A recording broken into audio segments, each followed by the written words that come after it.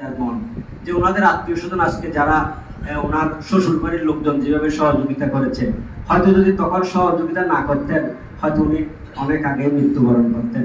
এরকম আমরা দেখি আমাদের আশেপাশে প্রবাসে রয়েছেন, বিভিন্ন বড় বড় দপ্তরে চাকরি করেন, বিভিন্ন রেক্টর, ভাইস চ্যান্সেলর থেকে শুরু করে বড় বড় সরকারি দপ্তরে বিদেশে অস্ট্রেলিয়া, আমেরিকা, কানাডায় আছেন। সংবাদান করলে আমরা প্রচুর অর্থনীতির নাম হওয়ার জন্য আমি যে ভাতিও দিব, দক্ষিণা দিব, দানিও দিব, সেটা না করে আমি মনে করি একজন যদি মেধাবী স্টুডেন্ট থাকে, একজন মেধাবী ছাত্র ছাত্রী বা আত্মীয় স্বজন যদি এরকম থাকে হতদরিদ্র, তাদের পাশে আমরা দুঃসময়ে দাঁড়াইলে আর তাদেরকে সারা জীবন দেখতে হবে না। এবং আমি মনে করি একজন মানুষ অসুস্থ, তাকে যদি আমরা সুস্থ করে দিই তিনি তার পরিবারকে দেখভাল করতে পারবেন। মরে গেলে আমরা 2-4-5 টাকা দিব, মাঝে মধ্যে উনি বিকারের মতো আসবেন, ওনার স্ত্রী পুত্র, আর প্রতিদিন আসলে আমাদের একটা কথা আছে না, দিন দিন দেখলে দিন দিন লাগে, ওইরকম বিরক্ত বোধ হবে।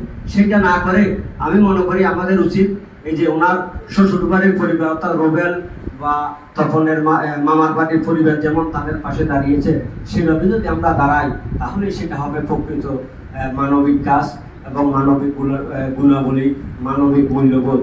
আমি আর বিশেষ কিছু বলছি না। মহান সংঘকে বন্দনা, বানুবরুয়া সহ এই পরিবারের যারা কালগত হয়েছেন সকলের নির্বাণ শুভকামনা করে আমার নাতির এখানে সমাপ্ত করলাম।